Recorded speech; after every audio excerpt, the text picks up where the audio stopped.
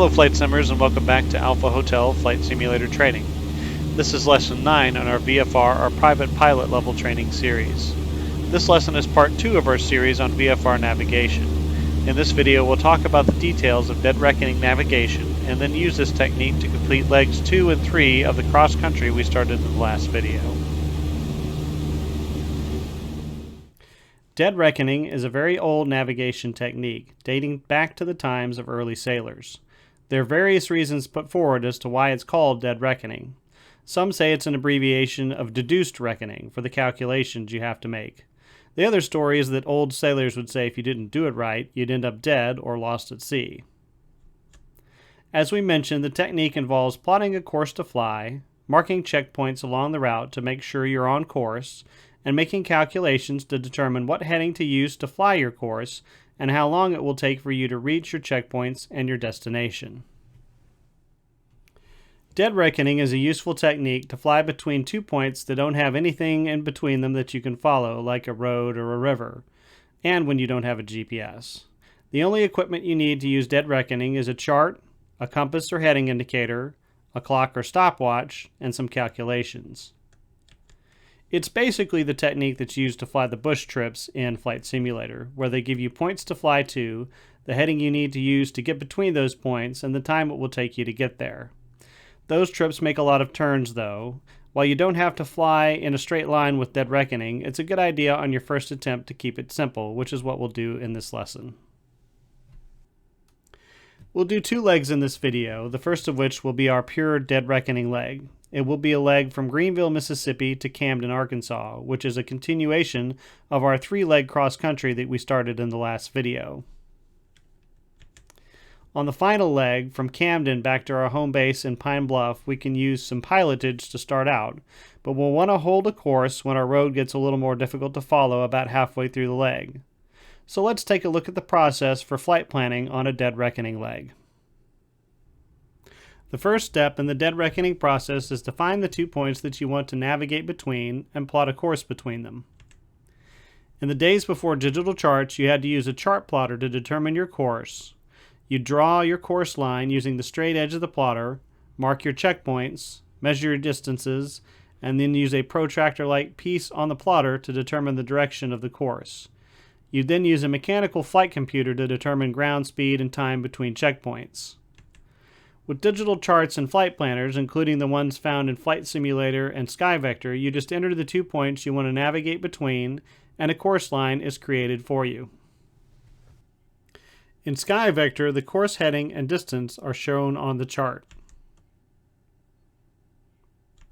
In the Flight Simulator Planner, the distance is shown, but you have to look at the navlog to see the course. The second step in the process is selecting and marking checkpoints. Checkpoints should be things that are easy to identify from the air. Things that work well in Flight Simulator are a decent-sized city, it's like the ones that are outlined in yellow on the sectional charts, airports, crossings of primary roads, major bodies of water, or significant geographical points like isolated mountains. Checkpoints should ideally be about 10 to 25 nautical miles apart in a relatively slow aircraft like the 152. You want them to be spaced so that you can see the next checkpoint relatively quickly after you pass the previous one. It's best to do checkpoint selection and marking on SkyVector or another flight planning website. You'll want to enter your route in the Flight Simulator Flight Planner, but you'll be stuck with using pre-existing features such as airports and airway fixes as checkpoints in that planner, and there may not be many, if any, on your route. You generally can't select landmarks like smaller towns or roads as checkpoints in the Flight Simulator Planner.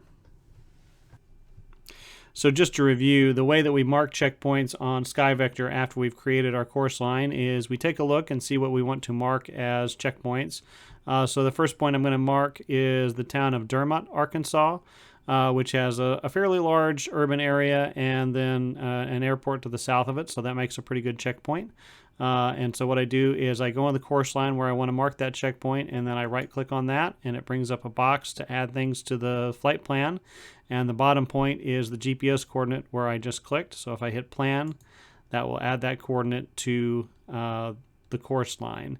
And then it also divides the course line up now, so I can see the distance between the origination point and the first fix is 23 nautical miles now.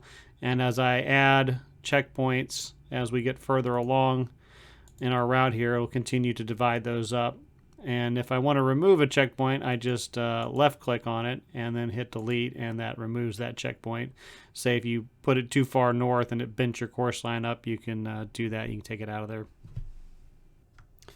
So the areas that we picked as checkpoints, in addition to Dermot, are also just south of Monticello, and a road that runs north and south, primary road that runs in north and south, south of the town, and then just north of the Warren Airport and just south of the city of Warren, and then just north of the city and airport of Hampton.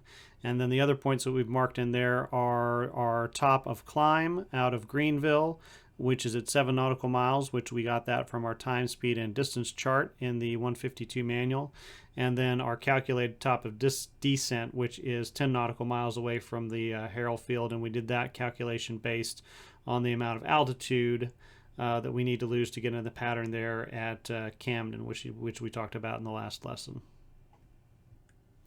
The next step is to create a navlog, which is a list of your checkpoints, the magnetic course you'll use on the leg, the distance between each fix, and fields for ground speed, ETE, or estimated time en route between each fix, ETO, or estimated time over each fix, and estimated fuel burn for the leg.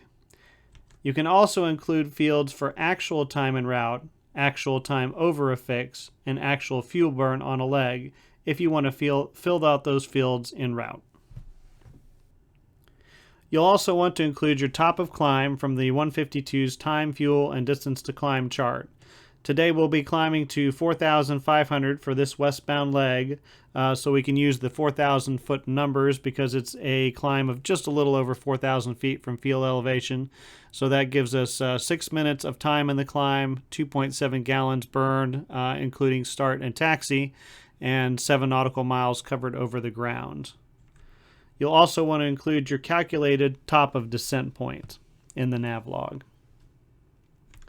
You can also get a navlog on SkyVector or other flight planning sites, or find one on the internet, but it's going to contain a lot of information not really pertinent to Flight Simulator, and the online planning sites may pre-populate the fields based on real-world weather. So I recommend creating a rudimentary one on a Word type program to keep things simple. Once we put in our checkpoints, headings, and distances, we need to do our calculations. If you're using any sort of wind, calculate the heading you need to use when correcting for the wind and enter in the log, and calculate your ground speed. The easiest way to do this is with a flight computer site or app, like we talked about in the last lesson. Once you've done this, you can enter the magnetic heading you'll need to fly the course under the magnetic course. We won't have any wind on our example flight, so we can skip this step. Next, enter the ground speed in the log and calculate the time between each checkpoint. Since we don't have any wind, we'll just use the true airspeed value of 95 knots we get from the cruise charts on the 152. In a zero wind condition, true airspeed and ground speed are the same. You can use a flight computer app to calculate the time on each leg, or you can just divide your distance by your ground speed of 95 knots. This will give us an answer in hundredths of an hour though, so multiply by 60 to get the answer in minutes, and it's fine to round to the nearest minute. For example, on our Deermont leg, it's 15 miles of distance, so if we divide that by our 95 knot ground speed, we come up with 0.016 hours on the time. So if we want the answer in minutes, multiply that times 60, and that comes up with about 9.4 minutes, and again, we can round to the nearest minute. Usually safer to round up, but you can round down if you want to, so we just rounded up to 10 minutes on that leg. After that, you can calculate your ETO, or estimated time over, for each fix based on your time of departure. The departure time on your navlog should be the time you plan to initiate the takeoff roll, not the time when you start your engine or begin your taxi. Next, calculate your fuel burn for each leg. Again, you can use a flight computer for this, or you can divide the 152's 5 gallon per hour fuel burn by the time on the leg. though you will have to divide by fractions of hours rather than minutes. So for example, on the Deermont leg, we're just doing our math backwards from the last problem. 10 minutes divided by 60 gets us 0.16 hours. And if we multiply 0.16 times our 5 gallon per hour fuel burn, in 10 minutes we're going to burn 0.8 gallons. Finally, you can add up the distances, times, and fuel burn to get the total distance, total en route time, and fuel burn for the leg. Note that the fuel burn is not the minimum fuel load for the flight. You still need to add in your reserve and unusable fuel to get that. For example, on this leg, we have 6.9 gallons of fuel that we're going to burn actually flying the flight. We need 3.8 gallons of reserve. That's our 45-minute reserve fuel. And then we have 2 gallons of unusable fuel in the tank. So the minimum fuel load before we depart the ramp needs to be at least 12.7 gallons. Once you've finished your flight planning, don't forget to review the airport data for the airport you're planning to land at. So the first thing you want to look at is the sectional, and it's pretty straightforward for Camden. We can see the airport here. It's got tick marks, so it has services. It has a beacon. It's hard surfaced. It gives us the field name and identifier. We know that there's a weather station we can listen to on that frequency. Field elevation is 130 feet. The runway is lighted. It's 6,500 feet long, and then it gives us the CTAF. And then if we move over to the airport facility directory, we've got our nice airport diagram here that shows us the one runway and how it's oriented, and the runway length tells us it's got a PAPI on each end and shows us where the beacon is and shows us where the ramp is and the little taxiway turnaround down at this end of the runway. Actually, in Flight Simulator, there is a parallel taxiway on that. I don't know if that's inaccurate or just new enough it hasn't made it into the AFD yet. As far as the data, it tells us it's 5 miles to the northeast of the city. It gives us a field elevation again and reminds us that there is a beacon at the field, and then tells us that we do have one single runway 119. It's 6,502 feet, hard surfaced, and by 100 feet, asphalt and grooved. It does have runway lights, and then we'll use runway 19. Tells us that there are runway end identifier lights, which are strobes on either side of the end of the runway. It does tell us that there's a PAPI, a 2-light PAPI, serving the runway, and that there are trees at the end of the runway. Tells us that they have fuel, and then it again tells us about the weather station and CTAF, and then also tells us that there is a VOR, but it is down to the south since we have to fly north from the VOR to get to the field, and it's 22 miles away. So not something we can really use on this leg to navigate to the field. All right, so there are 2 ways to set up for this flight. The one is to conduct it as a through flight from the previous flight that we conducted from Pine Bluff to Greenville. You can either save when you get there, or you can just continue on once you get there. There are 2 fuel boxes at Greenville Airport. One is kind of north of the control tower area, and the other one is to the south. So if you want to gas up there, you can. You should only burn a little less than 20 gallons of fuel with all 3 legs, so it's not necessary to fuel up. You'll still have over an hour of gas left in the tanks when you get back to Pine Bluff if you do all 3 legs. But if you want to fuel up, those are where the fuel boxes are located. If you want to set it up as a separate leg, you will need to do that if you want to have the navlog and the route on the moving map. Then you just go into the world map, and we'll start left to right just like we usually do. So we'll select the 152. And as far as the weight and balance goes, we still want our 2 170-pound folks. Again, you can either top it off, or a realistic fuel load for this leg is probably 11 or 12 gallons in each tank if you want to say that you did not fuel up in Greenville. We should have burned about 5 or 6 gallons on the last leg, so that would drop us down to about 11 or 12 gallons in each tank. So that would be a realistic fuel load for that. And that's really all you need to do with the aircraft. To get your route, all we need to do on this flight is put in our departure, which is Greenville, KGLH. And I would recommend using one of the south runways. I'm going to use 18 right. And then our destination is Camden, which is KCDH Harrell. And we're going to use runway 19 there, and that'll give us our route and give us our time en route and our distance there. Then as far as flight conditions, I recommend, again, doing a June day, about mid-June for the daylight. And then as far as the time, I'd recommend setting up, we should have gotten into Greenville just a little bit before 1 o'clock. So just have yourself departing a few minutes before 1 o'clock, and that makes it easy if you want to use the clock to time your legs on this leg, so you can push the throttle forward right at about 1 o'clock. And then as far as the rest of it goes, I do get rid of the wind layer, bring the temperature up to about 25 degrees, which would be a little more realistic for this time of year. Leave it standard pressure, and you should be good to go for the next leg. All right, so we're sitting on runway 18 right at Greenville, and we're just about ready to go. There's one more thing we want to talk about before we launch on this leg, and that is that on a dead reckoning leg, you do want to time your time between checkpoints, and that's to see that your calculations were accurate and that you are on course. And there's two ways to do that in Flight Simulator, and there are advantages and disadvantages to each way.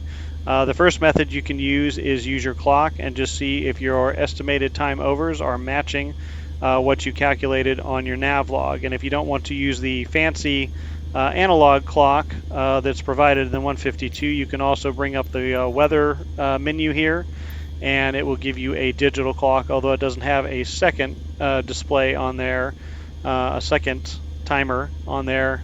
You don't need to be that precise really on a VFR, particularly short cross country like this. Timing by whole minutes is just fine. The advantage of this is if you want to change the sim rate, which is the how fast time passes in the simulator, you can actually set that so that time passes twice as fast or 4 times as fast.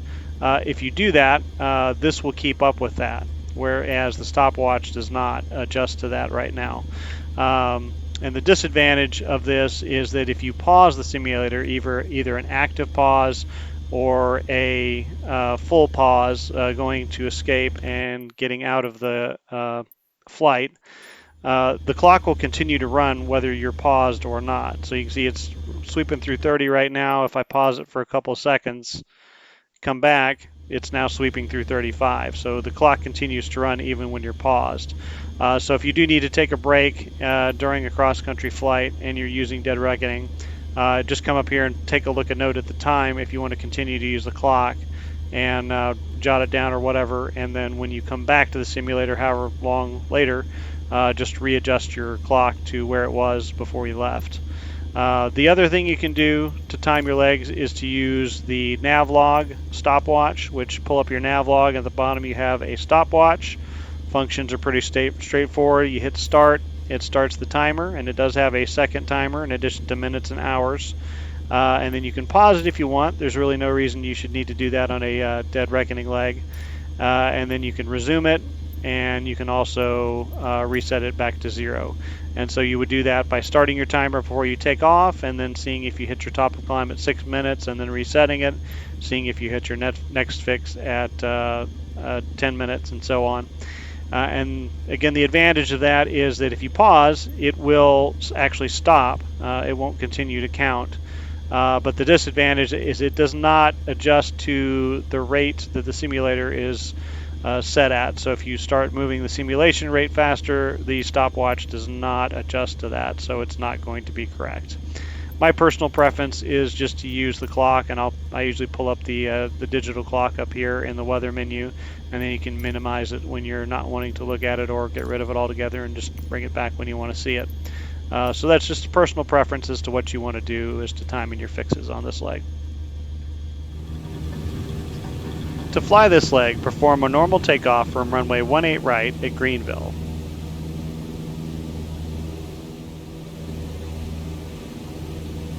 At 500 feet above the ground, or about 700 feet on your altimeter, turn a normal right crosswind. Since your normal crosswind heading is about 270 and your on-course heading on this leg is 275, it's okay to go ahead and turn on course in the crosswind. Or you can wait until you get above the traffic pattern altitude of about 1200 feet MSL to turn that extra 5 degrees. Perform a normal climb out at 70 knots while holding your on-course heading. Then perform a normal level off at your cruise altitude of 4,500 feet. And once you've got yourself leveled out here and trimmed out and you've got your power set, then go ahead and do a quick position check, and you can see we have just crossed the river, so we're a little bit past what we charted as our top of climb point, but not by much. And then we'll also do a quick time check. So it says it's 1:08, we said 1:06, so we're about 2 minutes past what we said our top of climb would be, which if you're a little bit, if you're climbing at a slightly faster airspeed than maybe was charted, that's not highly unusual for that to happen. Once you've done your position and your time check, then go ahead and do your cruise check. So we will lean the mixture, pull it back till we get a loss of power, and then we'll push it back forward again. And then we'll also reset our directional gyro so that we know we're flying the right heading. So once we've leveled off at our cruising altitude and done our cruise checklist, it's just a matter of holding our heading and looking around and having positional awareness, and then making sure that we're making our checkpoints on time. So if I look down to the south here, I notice that I'm on the west edge to the north of that Oxbow Lake down here. That's Lake Village, Arkansas right there. And then I can see a road that runs up to the northwest out of Lake Village, and that's going to run up to McGehee, and then Dermot should be just beyond that. In fact, you can see it coming out into view just off to the right hand side of the nose over here. So it looks like we are on course, and you don't necessarily have to adjust your estimated time over on your fixes. If your top of climb was slightly different, it still should be about the same amount of time to get to your same fix. So we're still expecting an estimated time over of about 16 past. So once we get a beam Dermot, we'll take a look and see how we're doing, and see if we're still running on time. And as I get a little further to the west, I can see that the road does indeed lead up to a town up there. So that's the town of McGehee, and we can see the McGehee airport over there. And then if I go back to looking forward up there, I can see the town of Dermot coming off the right-hand side of the aircraft over here. So once our wing is a beam Dermot, that's our checkpoint, and we'll take a look and see how we're doing on the time once we get there. Alright, so we're coming up a beam, the town of Dermot, Arkansas here, which is our first checkpoint there. So we'll take a time check right there, and we are exactly on time. It's 1:16 or 13:16 in the afternoon, so it looks like our calculations are working out pretty good.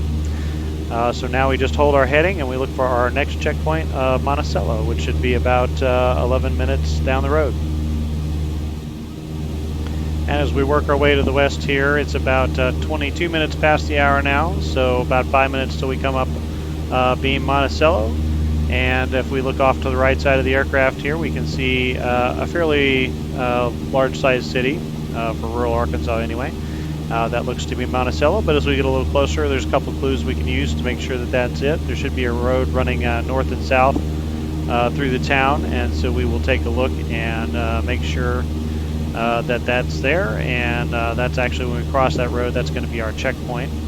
And we'll just keep our eye. We'll take a look for Monticello Airport, which is off to the east of the city, and see if we can see that as well. And then we'll check our time once we're crossing that road and see how we're doing on our timing. And as we get a little close to the city, if we look off to the to the east there, we can see what looks like an airport there with a runway that has a southwesterly direction on one of the runways there. So that does look to be Monticello Airport. So this does look to be Monticello. So we'll keep on our heading and see if we can find that road that runs north and south out of the town. Should be come up here in just a couple minutes. Alright, so we're about due south of Monticello, and here's the road that comes south out of the town. So that's our checkpoint. So we'll take a look at our time.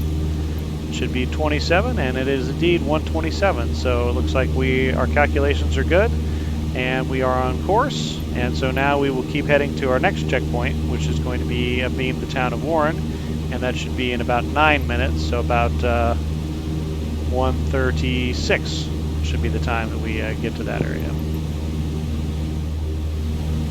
And as we're continuing westbound here, it's about 1:31 now, so we're looking for our next checkpoint, and I see a town up off the right-hand side of the nose, so that is most likely the town of Warren, and we should actually be crossing over the Warren Airport So we'll take a look and see if we can see that as we get a little bit closer here. So here in about 5 minutes we should be at that checkpoint.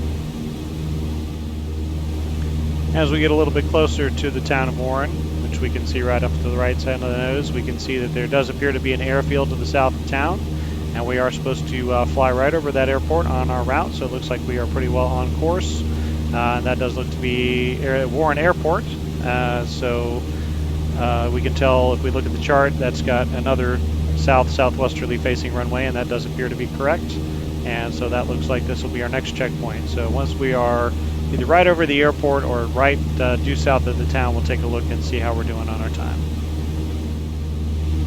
Alright, so we're about due south of the town of Warren now. So we'll take a time check, should be 1:36, and indeed it is 1:36. So again, our calculations are good. Looks like we are on course and running on time. So our next checkpoint is going to be 11 minutes down the road at 13:47. Should be the town of Hampton, which should be off to the south side of the aircraft. And as we continue to fly west here, we know that there was a road that came out of Monticello, or excuse me, out of Warren, and drove west for a little bit, and then turns to the southwest before turning west again. And at that point where it turns west again is about where Hampton is. So that does look to be Hampton right about there. Hampton also has an airport that we can look for as we get a little bit closer.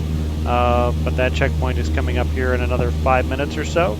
So it looks like that is coming up off the left-hand side of the aircraft there. And so we'll take our look at our time once we get to be at that point.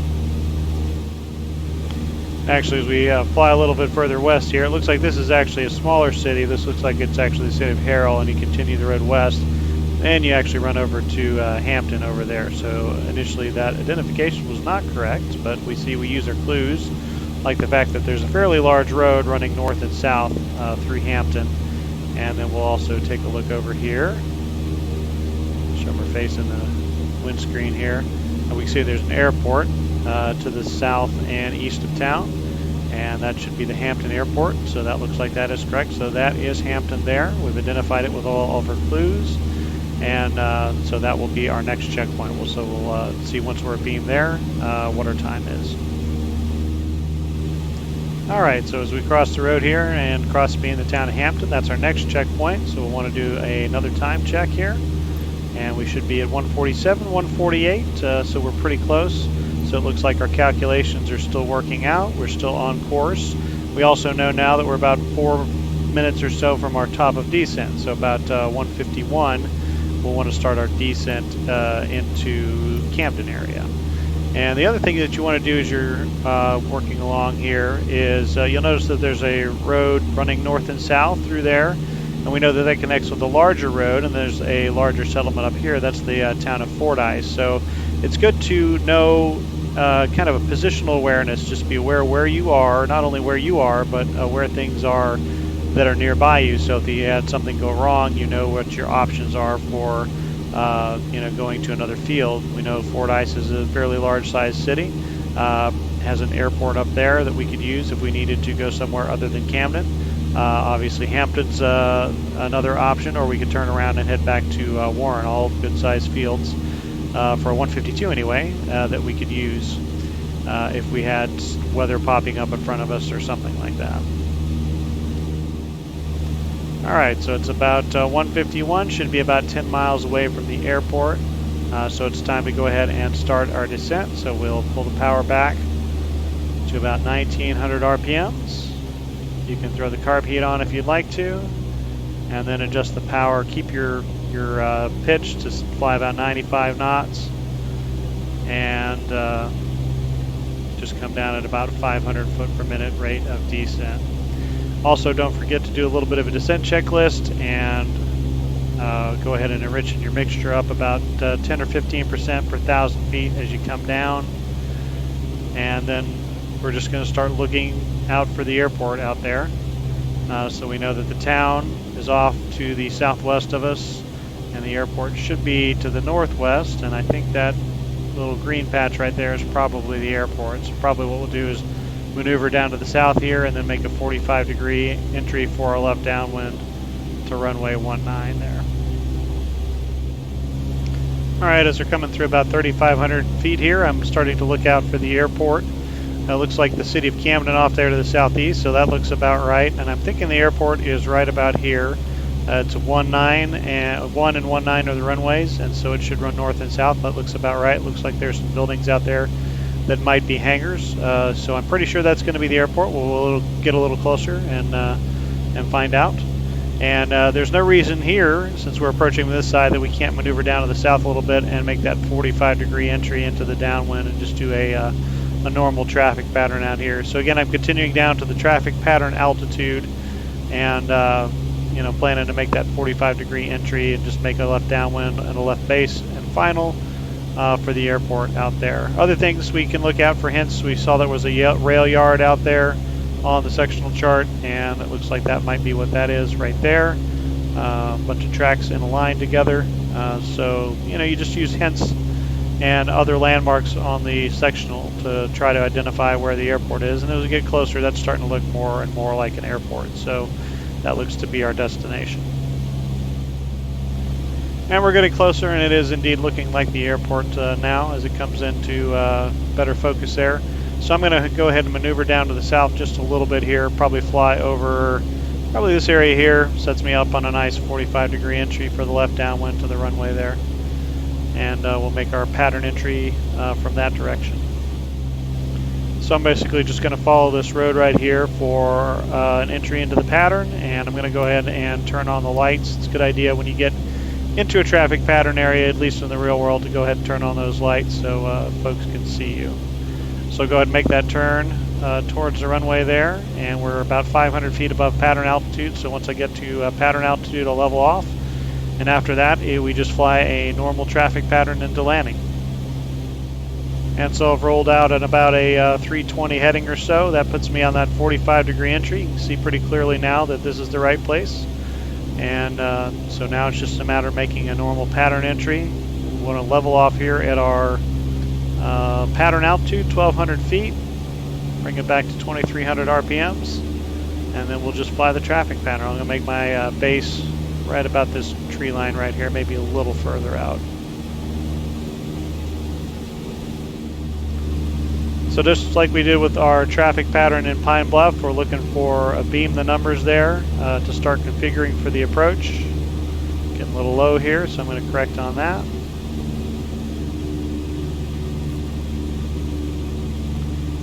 And there's a beam the numbers, so I'll bring the carb heat back out again. Reduce the power to about 1900 RPM. I'm going to try to hold the altitude, a little low here, but I'll just try to hold this 1100 feet. Get it to 85 knots. There's 85 knots. Bring the first notch of flaps out, and then we'll pitch for 80 knots. There's about a 45-degree point, so we'll go ahead and turn the base.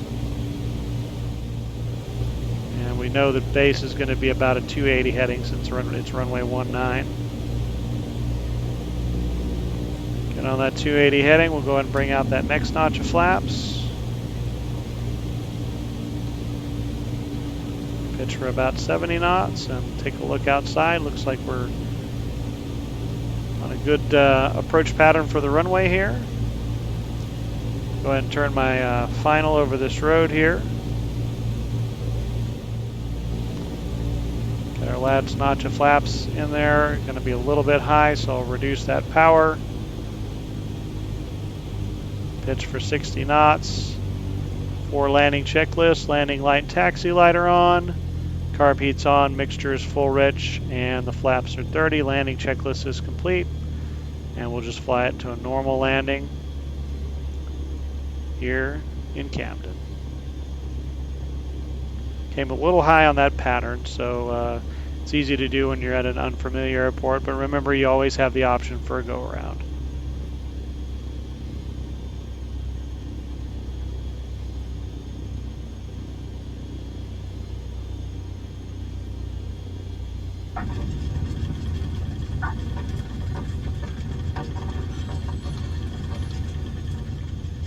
And again, bring it back to a taxi speed. And then go ahead and clear the runway, do your after landing checklist, and taxi on into the ramp. So our final leg will be the leg from Camden back to Pine Bluff. We've got our course line drawn on the sky vector here, and it's a magnetic course of 051. Total distance is about 53 nautical miles. And it's kind of a hybrid leg because there's a nice 4-lane road that we can follow about up to Fordyce. We can still see the road when as it goes up to Risen, but then it kind of breaks to the north as we continue flying to the northeast there, so it becomes a little more difficult to just follow the road, and we have to fly our heading at that point. We do have our checkpoints in there. Our first one is the top of climb at about 9 nautical miles out. We got that from the time, fuel, and distance to climb chart. And then Fordyce is our next checkpoint right as the road comes out of town going to the north there. And then we've got another checkpoint by the little town of Rison up here. We can also look for Kingsland as we're going up the route here, and then we've got a calculated top of descent point at about 13 nautical miles out. We also put together a navlog for this leg, so we have our points here that we just mentioned. Again, the magnetic course is about 051. We've got all of our distances here. We've got our ground speeds. We've got the time from time, fuel, and distance to climb chart here, and then the rest of them are calculated times. And then we've got a launch time of about 14:15 or 2:15 in the afternoon, which if we landed about 2 on the last leg, that should be about right. And then we've got our estimated time over for all of our different checkpoints. And that is actually going to be, the last one's going to be our time over Pine Bluff, so it's going to take us another couple minutes to do our pattern entry and land there. So, and then we have the fuel burn for each leg, so we've got a total fuel load that we need of about 12.4 for the minimum fuel load. And if you're doing this as a through flight, you're doing all 3 legs, you should still have enough gas that you'll have at least 12.5 gallons, or 6 1/4 in each tank before you take off from Camden. You shouldn't have burned that much coming from Pine Bluff to Greenville to Camden. You still should have that much. But there is a fuel box both in Greenville and in Camden. It's on the ramp at the southeast or southwest end of the airport in Camden. If you want to fuel up there, and of course you can always start the legs, over from the flight planner to have your flight plan line in there and to up your fuel load. Of course, you can do it from the weight and balance window as well. And we're also pretty familiar with the field information at Pine Bluff, so we really don't need to review that. If you're unfamiliar with that, it's a good idea to dive into the airport facility directory and take a look at that. But we're familiar with the runway since we've been operating out of there since the beginning of this series of videos.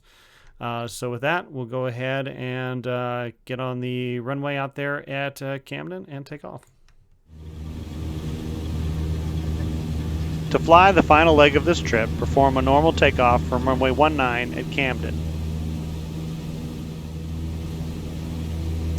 Fly a normal crosswind and downwind leg in the traffic pattern.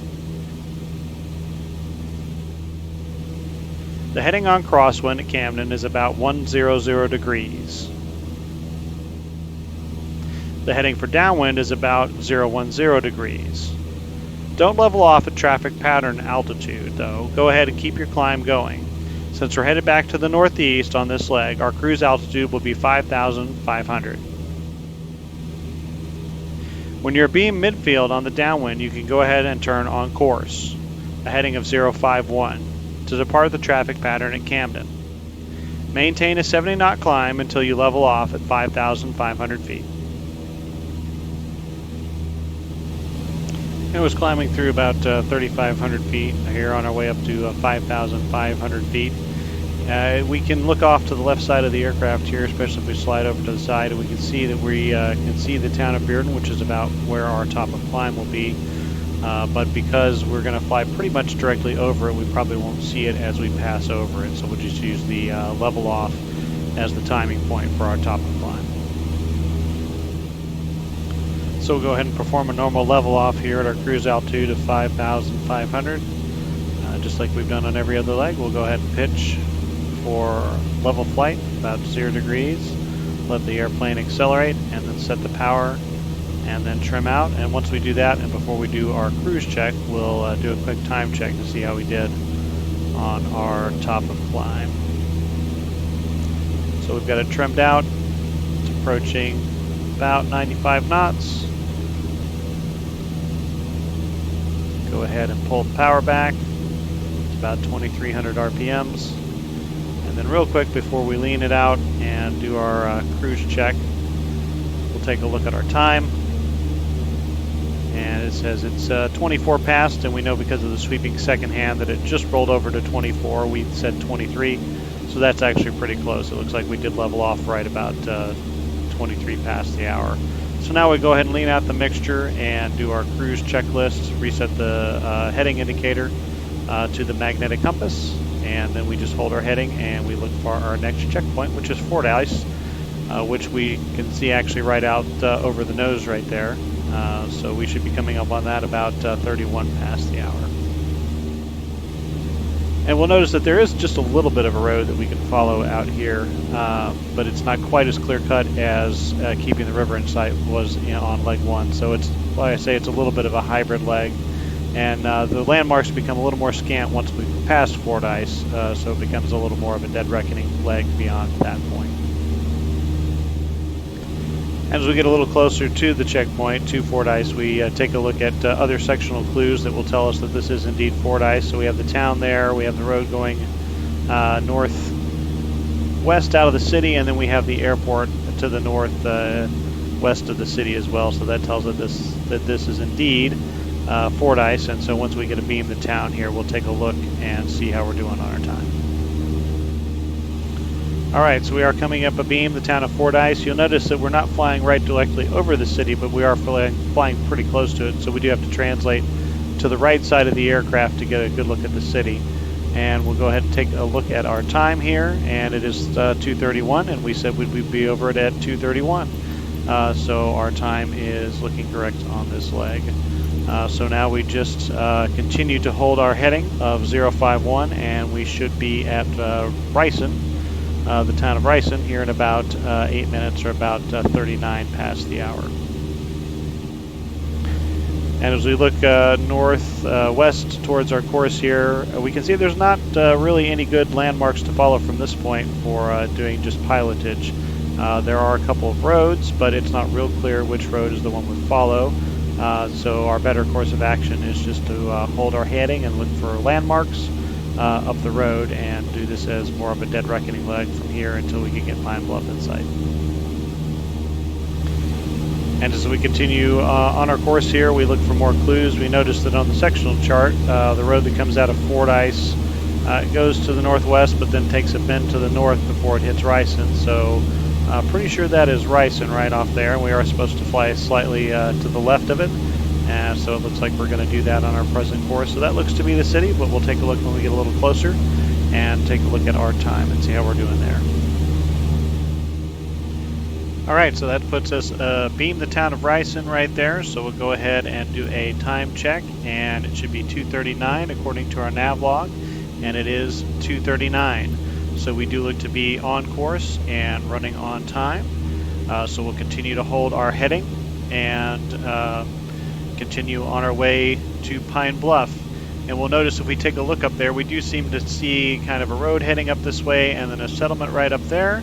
That is most likely Pine Bluff. We also know from looking at the sectional chart that we have kind of a natural barrier of the river that's going to be running right about out here. So that will prevent us from going probably too far.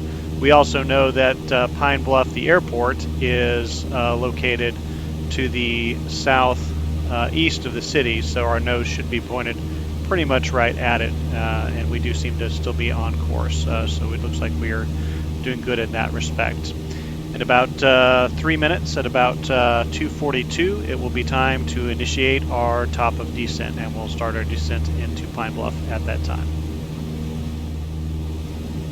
Alright, looking at my time now, it is 2:42, so that puts us at the top of descent, so we will go ahead and initiate our descent. Do the carb heat if you would prefer, and then bring the power back to about 1900 RPMs. Hold the pitch to hold the speed of about 95 knots, and then adjust the power to get that 500 foot per minute descent as you head in. And we're going to level off at about 2200 feet, which is the pattern altitude at Pine Bluff is 1200 feet.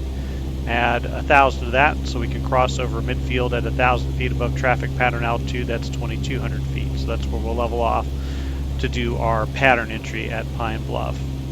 Don't forget you also want to start doing a descent checklist, so you're going to want to enrich in your mixture, again about 10 to 15% per 1,000 feet as you head down, and with the goal of being full rich once you get into the pattern at Pine Bluff. And as we're on the descent here, as we get a little closer, we can definitely see the town of Pine Bluff with the circular circumferential road that goes around it there. We can see some of the roads that are leading into Pine Bluff. We're still holding our course, which means the runway, the airport, we know is to the southeast of town, so it should be right off our nose there. So we'll keep looking for the runway and the airport buildings as we get a little closer. And the plan here for the pattern entry is to fly directly over midfield, fly perpendicular over the runway at about 2,200 feet, about 1,000 feet above the pattern altitude. And then we'll make our right 270-degree turn to do that 45-degree entry into the downwind once we get there. So here's what the pattern entry is going to look like. Again, it's flying over midfield, perpendicular to the runway, flying past the downwind leg, and then making a descending right 225-degree turn to set up for the 45-degree entry into the downwind. You don't have to do it this way. You can just make a descending left turn into the downwind after crossing over midfield, or even maneuver for a straight into runway 36 since the winds are calm. But I figured we'd show a quick demonstration of how to do this type of pattern entry since we're coming from the right direction and talked about it during our traffic pattern lesson. So to fly this entry, maneuver to fly over the field as close to the middle of the runway as you can and perpendicular to the runway. So you'll be flying a 090 heading as you cross over the runway. Again, you'll want to do this at 1,000 feet above pattern altitude, so 2,200 feet MSL at Pine Bluff. Look for the green tinted road east of the field. Once you're a little ways past that, you've passed the downwind leg of the pattern and you can start your descent down to the traffic pattern altitude of 1,200 feet MSL. As you get close to the Oxbow Lake east of the field, start a very gentle right-hand turn. About 10 degrees of bank will probably work out pretty well. Any more than that and you'll probably wind up a bit farther north than you want to. You can even pause for about 30 seconds or so on a southbound heading to create a little space and position yourself correctly. Again, it's a 225-degree right turn, so since we're starting out on a 090 degree heading, our rollout heading will be about 315 to set up for the downwind pattern entry. Also, don't forget to level at pattern altitude of 1,200 feet MSL when you get there. Once you get the field in sight, turn your downwind just east of the green tinted road we passed earlier. You can also use the industrial area north of the field and by the river to line up for a good downwind. After that, just fly a normal traffic pattern to a normal landing. Don't forget to do your before landing checklist.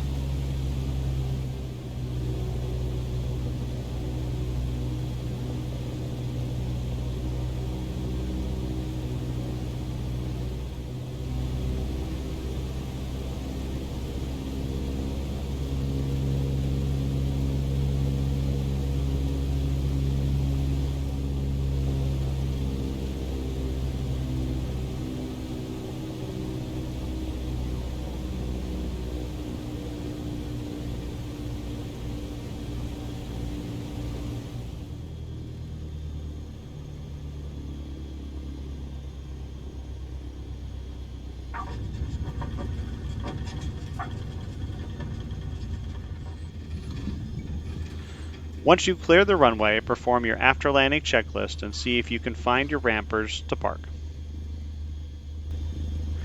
Like we mentioned at the beginning of the lesson, don't forget that you don't have to fly in a straight line when using dead reckoning. You can plot a course change to avoid airspace, avoid overflying large bodies of water, or just to sightsee. You don't necessarily have to go as crazy with turns as they do in the bush trips, but don't be afraid to use course changes if they are needed or you just want to. So that concludes our lesson on dead reckoning. While it takes a little more effort than using a GPS, it's a good skill to develop for when your electronics don't work, and it's good to know that with just a compass or heading indicator, a clock or stopwatch, and a chart, you can still navigate pretty much anywhere in the world. In our next lesson, we'll talk about using some of the electronic forms of navigation by introducing VORs and NDBs. Don't forget to like and subscribe if you enjoy the content. Thanks for watching, and we'll see you next time.